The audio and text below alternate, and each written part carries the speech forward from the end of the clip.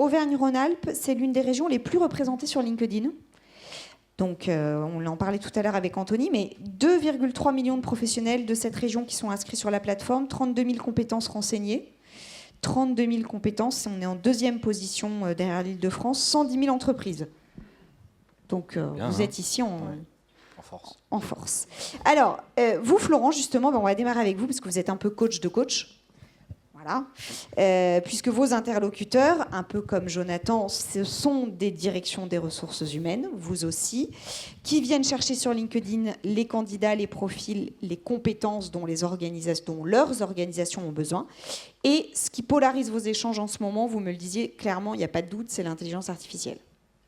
Il n'y a pas une conversation sans qu'on en parle. Absolument. Et déjà, merci. Bonjour à toutes, bonjour à tous. Merci de votre invitation. Et bravo à la région, en effet, qui voit une progression du nombre de membres qui est très importante et des compétences. Je pense qu'on va parler aussi beaucoup de compétences pendant cette table ronde. Oui, en effet, l'intelligence artificielle. Donc moi, je suis pas ici pour vous convaincre qu'en effet, c'est un sujet qui est très prégnant au sein des départements des ressources humaines. Bien évidemment, j'enfoncerais une porte ouverte si je vous disais que oui, c'est un sujet qui est important. Voilà. Mais ça se voit dans les chiffres, en fait. Voilà. Mon objectif, c'est peut-être de pointer du doigt l'ampleur du phénomène. Et pour ce faire, je me suis dit, on va se mettre du côté candidat, et puis on va se mettre du côté des entreprises qui recrutent. Alors, je ne vais pas vous assommer de chiffres, si vous pouvez en retenir deux. La première, c'est si on se met du point de vue candidat. Alors il faut que je le replie, il n'est pas évident. Depuis janvier 2023, les membres LinkedIn, donc il y a 1 milliard de membres sur la plateforme, on voit qu'il y a une progression de 75% mois après mois. Donc plus 75% chaque mois. Chaque mois depuis janvier 2023, donc ça fait 16 mois à peu près. Des compétences relatives à l'intelligence artificielle. Donc ça peut être un membre qui décide de mettre son profil à jour avec la compétence GenAI, Language Learning, peu importe. Mais en tout cas, il y a une progression du nombre des compétences qui est flagrante. 75% mois après mois, depuis 18 mois, vous imaginez le nombre de compétences que donc ça c'est le nombre de personnes qui mettent à jour une compétence relative à l'IA, plus 75% chaque mois. Absolument. Donc soit ils se sont formés, soit ils se sont dit en fait j'avais cette compétence, il faut peut-être quand même que je l'indique. Absolument. C'est vrai que l'intelligence artificielle, on a mis un terme sur cette technologie-là, mais vous l'évoquiez tout à l'heure, en 2015, on regardait les échanges entre Andy Murray et c'était Guy. Novak Djokovic. Bon, voilà, on n'a pas appelé ça l'intelligence artificielle, on appelait ça probablement de l'analyse de données. Voilà. Aujourd'hui, c'est l'intelligence artificielle qui en fait partie. Et côté recruteur, côté offre, est-ce que là aussi on constate... Oui, alors c'est ça qui est rassurant, c'est que quand on interroge les directions des ressources humaines ou même les dirigeants des entreprises, ils voient dans l'intelligence artificielle une réelle opportunité. Et il y a un décalage entre cette opportunité qu'elle crée, l'intelligence artificielle, et la manière dont on va s'y prendre. Et par contre, là où je dis qu'il y a une convergence de l'offre et la demande, vous avez raison, c'est que le nombre d'annonces de jobs publiés par les entreprises qui comportent un terme relatif à l'intelligence artificielle a été multiplié par 21 depuis novembre 2022. Donc il y a 21 fois plus d'offres qui comportent un terme relatif à l'intelligence artificielle, et c'est en ça que c'est plutôt rassurant de voir que... On a une vraie corrélation. Absolument. Il y a des membres qui ont un appétit, et puis il y a des entreprises qui recrutent en la matière. L'autre point, c'est ce que vous appelez le set de compétences. C'est-à-dire que vous expliquez que pour faire un métier, quel qu'il soit, il faut en gros une dizaine de compétences. Et que c'est ce set, en fait, qui évolue à cause de l'intelligence artificielle. Il faut que vous nous expliquiez un petit peu ce que vous voulez dire par là. Oui, on s'est aperçu qu'en effet, d'une manière générale, le set de compétences évolue pour faire le même métier. Même si on a le sentiment que notre métier n'évolue pas, oui, on apprend des nouvelles compétences. Et je vais reprendre le propos qu'évoquait, j'ai pris tous les noms, Camille. Camille Foran de Welcome to the Jungle. Elle évoquait un parcours de recrutement où aujourd'hui, des personnes dont ça n'est pas le métier participent au cycle de recrutement. Eh bien ça, c'est une compétence. Si je suis un commercial, a priori, mon métier, c'est de vendre, mais chez Welcome to the Jungle, je suis inclus dans un processus de recrutement, eh bien j'ai développé une compétence. Donc vous avez raison, le set de compétences évolue, et ce n'est pas une obsolescence de la compétence, hein, c'est une obsolescence du set de compétences qui est élargi. Et bien évidemment, donc je vais vous donner encore quelques datas, parce que LinkedIn qui fait une présentation sans data, ce n'est pas LinkedIn. Depuis 2015, on considère que 25% des compétences pour faire le même job ont évolué. Okay. D'ici 2030, c'est entre 50 et 75% des compétences qui vont évoluer pour faire le même boulot. Ça veut dire que les entreprises doivent développer une culture apprenante.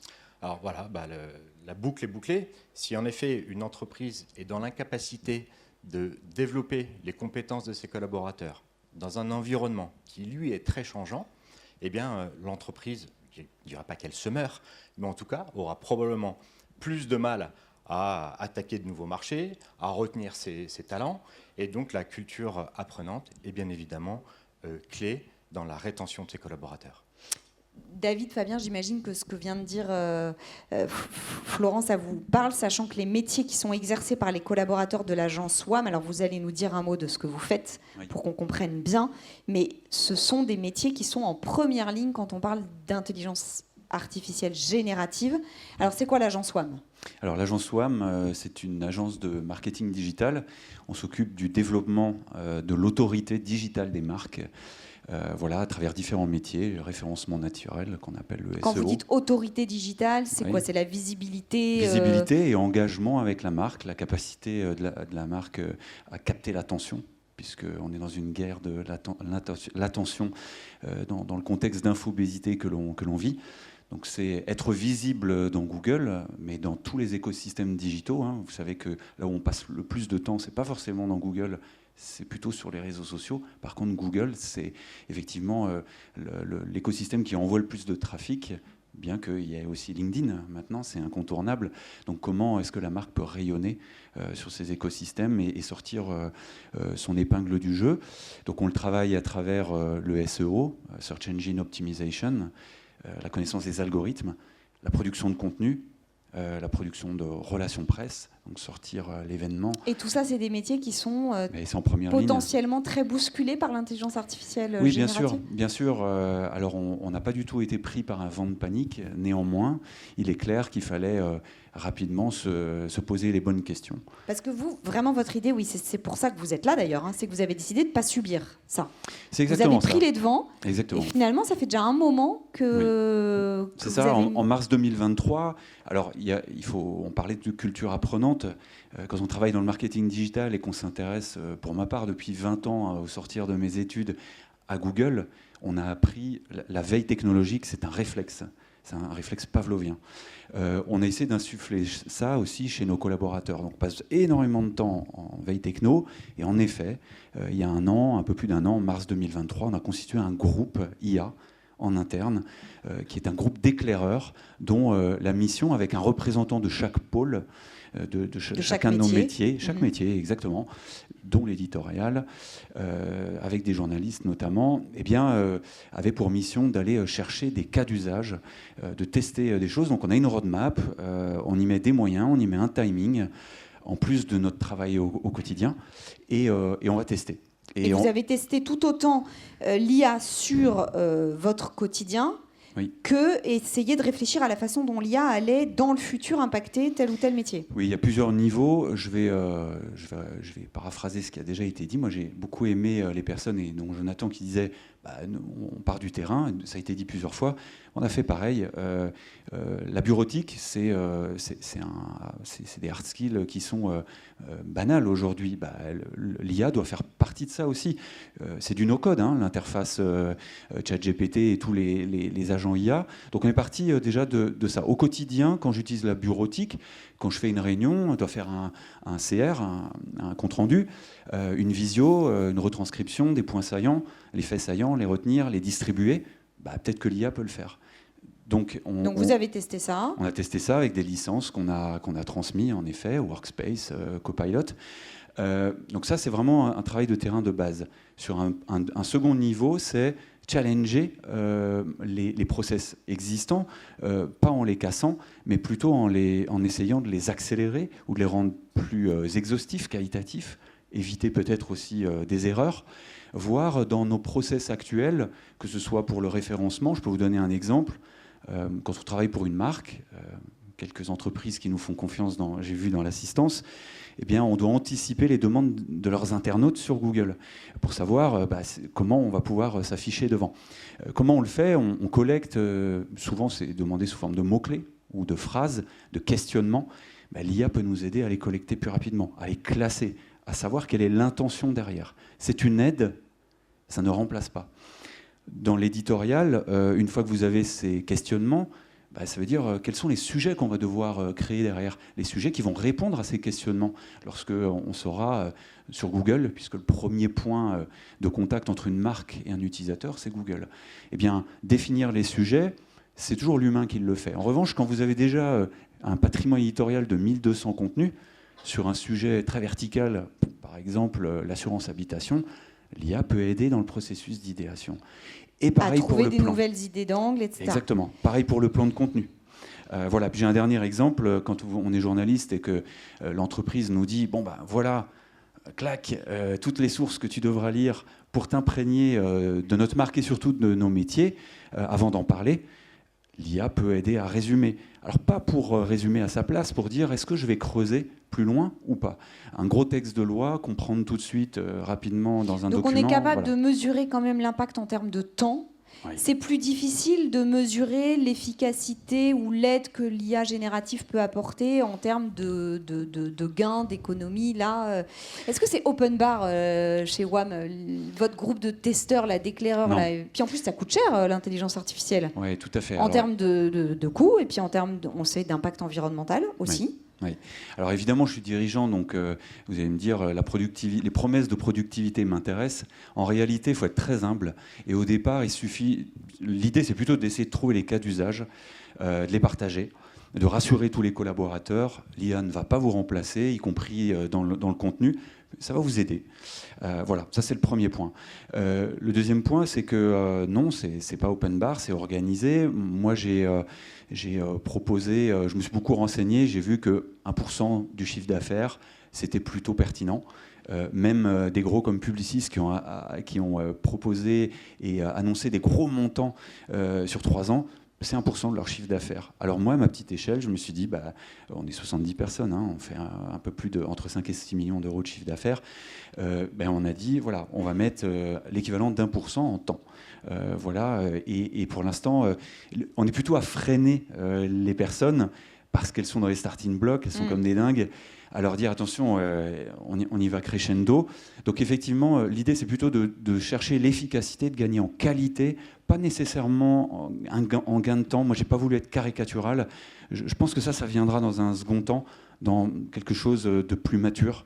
Voilà, j'ai pas voulu tomber là-dedans. En tout cas, si on fait plus exhaustif, plus qualitatif pour nos clients, et qu'on peut déplacer un peu la valeur des chefs de projet ou des fonctions qui utilisent l'IA ailleurs, là où elles ont plus de valeur ajoutée, chez nous, c'est collaboratif, parce qu'il y a plein de métiers qui collaborent pour nos clients.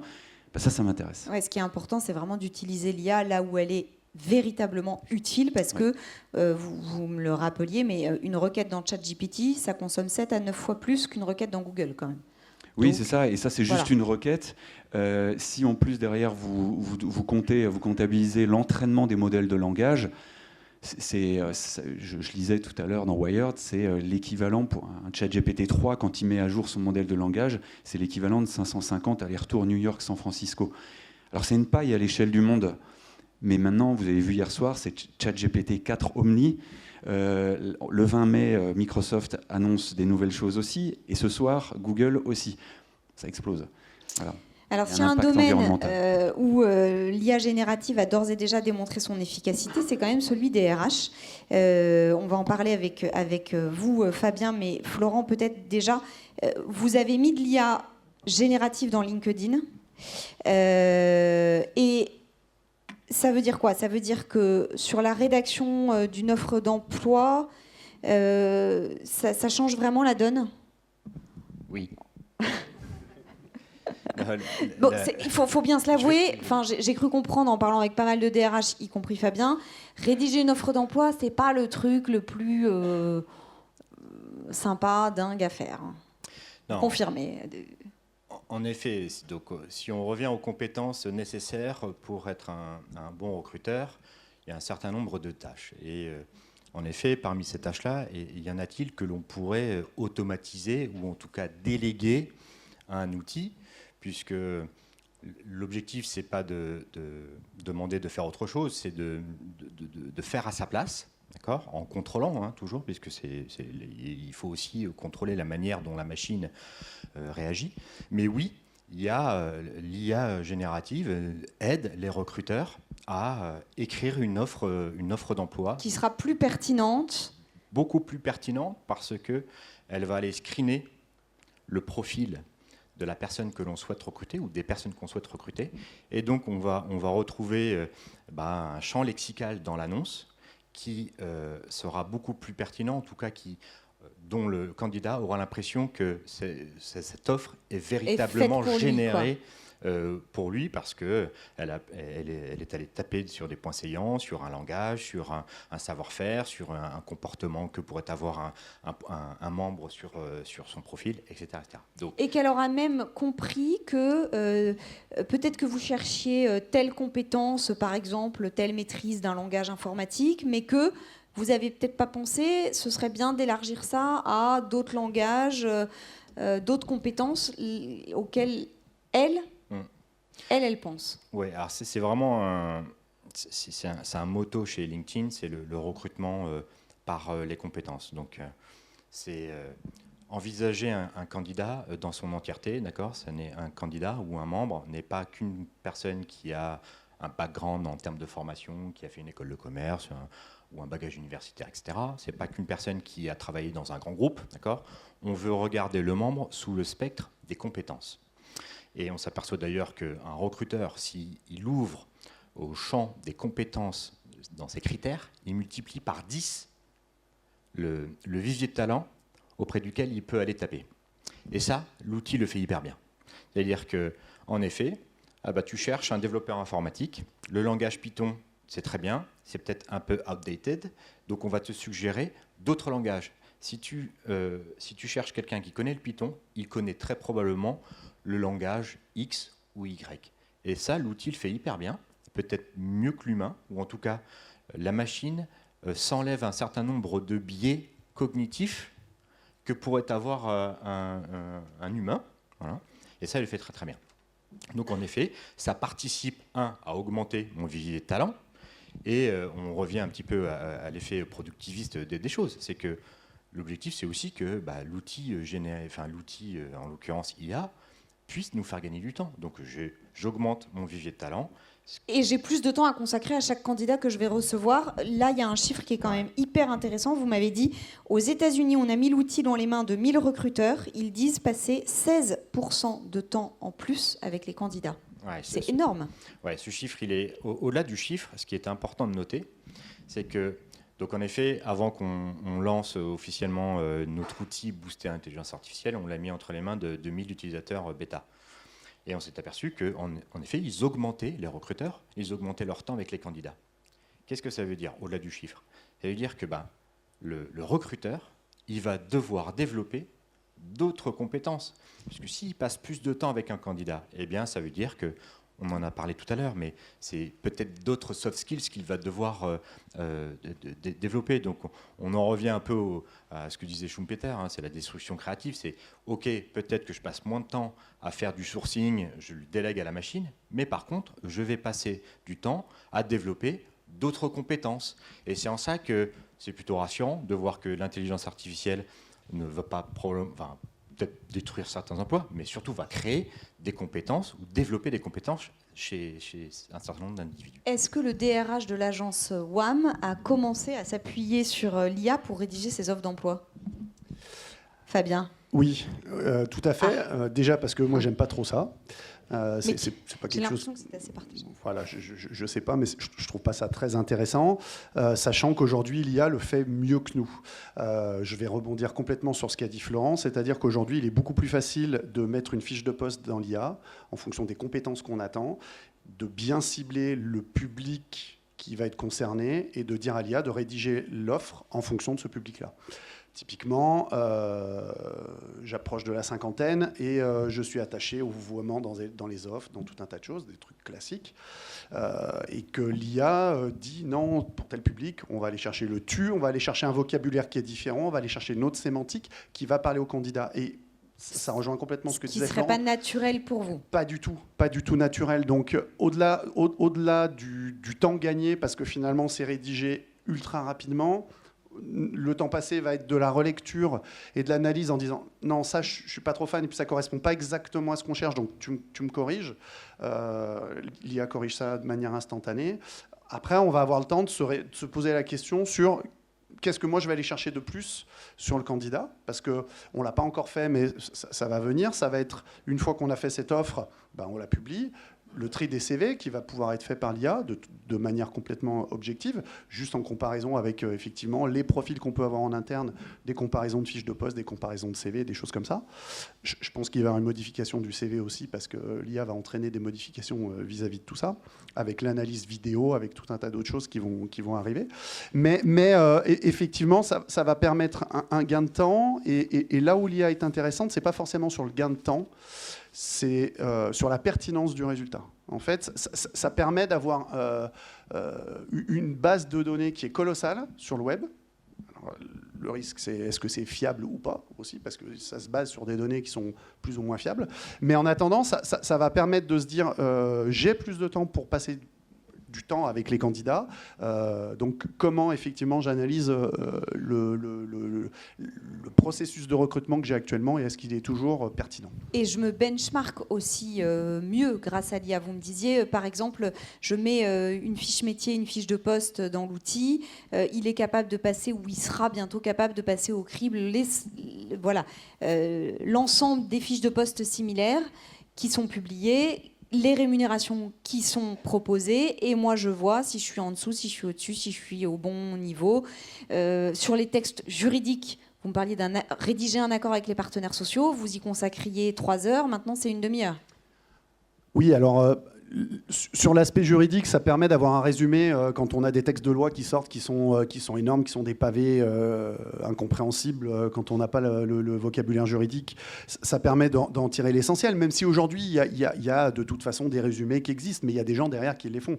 Aujourd'hui, en fait, l'intérêt va être de se dire, je vais pouvoir mettre du juridique, effectivement, dans l'IA qui va m'en sortir l'essence. On a fait le test sur un accord assez simple, hein. C'était la participation des représentants suppléants du personnel. On voulait qu'ils siègent au CSE. En fait, c'est l'IA qui a rédigé l'accord. Moi, j'ai mis en fait mon cahier des charges dans l'IA. Au départ, c'était pour tester. Hein. Et en fait, quand j'ai lu le résultat, j'ai corrigé finalement l'accord en 30 minutes. Et l'accord en 30 minutes était bouclé. Il a été soumis à David, il a été soumis aux représentants du personnel et tout le monde a validé en disant c'est OK. Un dernier point que je voulais aborder, c'est celui de la formation, parce que ça peut paraître un peu paradoxal, mais c'est quand même intéressant. L'IA bouscule les métiers. OK, ça va obliger à faire évoluer les compétences. L'IA peut aider à anticiper ces nouveaux besoins de compétences et à construire des parcours de formation, en tout cas à proposer des parcours de formation. On revient au sur-mesure, hein, mais c'est un peu l'idée. Oui, absolument. Donc, on a évoqué tout à l'heure les outils de LinkedIn dopés à l'IA sur la partie recrutement, mais LinkedIn a aussi un positionnement sur l'apprentissage ou le module de learning. Et ce qui fait, donc on a cette chance d'être un peu un observatoire et on a la faiblesse de penser chez LinkedIn que quand on parle compétences, on voit ce qui se passe quand même sur la plateforme. Si bien qu'en effet, dans cet outil qui permet aux individus de se développer, j'ai la possibilité de parler à une intelligence artificielle et lui dire écoutez, moi je suis Maud, je veux être coach de tennis. Très éloigné de ce que je fais aujourd'hui. Néanmoins, je grossis le trait, je ne pense pas qu'on puisse trouver ça, mais il va être en capacité basé sur les compétences de l'ensemble des membres qu'il y a sur la plateforme. Eh bien, écoute, pour être coach de tennis, il va falloir te développer telle compétence. Aujourd'hui, il y a un gap entre ce que tu sais faire et ce qu'il faudrait que tu saches faire. Et là, l'outil va vous designer une trajectoire de formation pour atteindre cet objectif à, je sais pas, 6 mois, 1 an ou plus. Voilà. Et c'est en ça que voilà, l'intelligence artificielle est assez magique. Elle est magique et j'imagine, on terminera là-dessus, que le temps qu'elle dégage ou qu'on espère qu'elle va dégager, ça doit être mis au profit de toujours plus d'humains et notamment les RH et les managers auxquels on revient maintenant. Mais ce temps-là, plus d'IA veut dire plus d'humains aussi. Ouais, c'est la promesse. On a évoqué plein de choses ce matin, le télétravail, l'agilité, le flex, faire un management individuel aussi. Moi, je vois aussi qu'il y a aussi beaucoup d'individualité et j'essaie de combattre un peu ça aussi. On a un travail qui est éminemment collaboratif. On mise sur des humains. Effectivement, si l'IA peut nous permettre de gagner du temps et de remettre des gens autour de la table en physique et de les réemployer là où ils sont le meilleur, c'est la création, le partage d'idées, la confrontation d'idées. Génial. Et c'est à ça que je m'accroche personnellement. Fabien, un dernier mot ? Alors, j'avais pas de réponse à cette question quand on a échangé, donc j'ai demandé à l'IA. Quels allaient être les avantages de l'IA par rapport justement à la relation manager-RH. Je suis allé dans plusieurs IA, j'ai fait une petite synthèse. En gros, ça va permettre une automatisation des tâches administratives. Ça, je pense que tout le monde est conscient de tout ça. Ça va améliorer la communication et la collaboration entre le manager et les RH. Ça va permettre la personnalisation de l'expérience employée. Et ça va permettre l'amélioration de la formation. Donc, toutes les choses qu'on a dit. Donc, finalement, en 10 secondes... En 10 secondes, j'avais ma réponse. On n'était pas trop loin du compte. Par contre, je pense que Jonathan l'a très bien dit tout à l'heure, il y a 2 choses importantes. C'est que l'IA est en perpétuelle évolution et évolue beaucoup plus vite que ce qu'on est capable de s'adapter, je pense, aujourd'hui. Donc, il faut être prudent à ne pas s'engouffrer dans une certitude que ça va être quelque chose ça va être pertinent, mais il faut prendre le temps, je pense, de la réflexion de ce que ça peut apporter, d'autant plus que c'est basé sur Google, donc qui est avec tout un tas de choses qui sont fausses quand même à l'intérieur, donc qui se base aussi sur des données erronées. Et ça sera un formidable outil à partir du moment où on ne va pas derrière passer plus de temps à se poser la question de savoir si l'IA et l'information qui est générée par l'IA est vraiment sûr. Et finalement, j'ai gagné 3 heures de temps pour faire ça, mais j'en ai passé 4 à aller vérifier ce que l'IA m'a donné. Voilà. Donc, il va y avoir une question de confiance aussi en l'outil, comme la confiance qu'on peut avoir dans les collaborateurs, etc. Merci à tous les 3. Un grand merci.